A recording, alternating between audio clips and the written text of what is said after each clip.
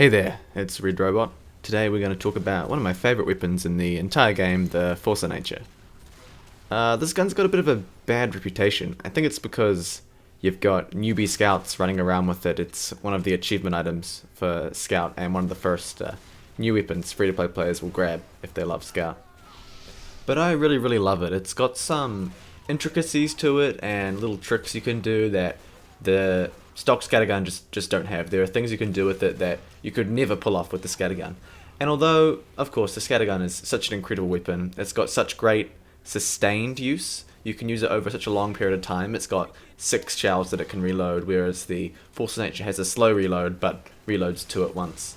I just really love using the knockback, the movement mechanics, pretty much everything about the Force of Nature. The increased fire speed, so you can quickly 1-2 people. It's just a whole lot of fun to use, and a whole lot of fun to play with. It was one of the weapons hit by the plus reload glitch fix, and I promise I'll stop crying about it after this one episode. But it really did hamper its use. It used to reload a whole bunch faster, which means that using it with a pistol now is pretty much essential. And it's not necessarily a bad thing. When you're using the Force of Nature, it's sort of like, you know how with the pyro you've got your flamethrower and then you to do like a little bit of damage, a little bit of knockback, then you switch to your secondary to finish them off. It's kind of like that with Force of Nature Scout. The Force of Nature is great, but it becomes pretty useless pretty quickly in a fight. After you fight, it's 2 shots. Hopefully you've done a bunch of damage, hopefully you've disrupted your opponent's movements with knockback, then you really have to pull out the pistol and pray to God that you can aim and you can finish people off.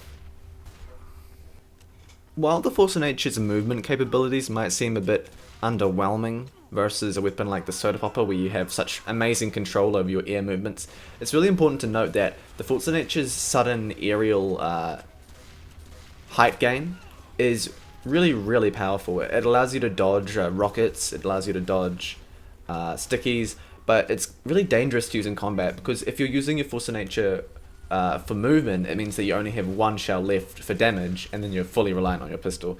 It's a weapon that it really is quite a punisher weapon to use, actually, now I think about it. You've got to be really careful and really smart about what you do. Another reason why I really love this weapon is because, as you all know, I'm a huge map nerd, and the Force of Nature opens up maps in such crazy ways. You can get from one place to another without touching the ground in so many different patterns and so many different sequences. And it's just so fun to use, and so fun to jump around with. Now, is there anything I'd like changed about the Force of Nature, or adjusted about it? Yeah, actually.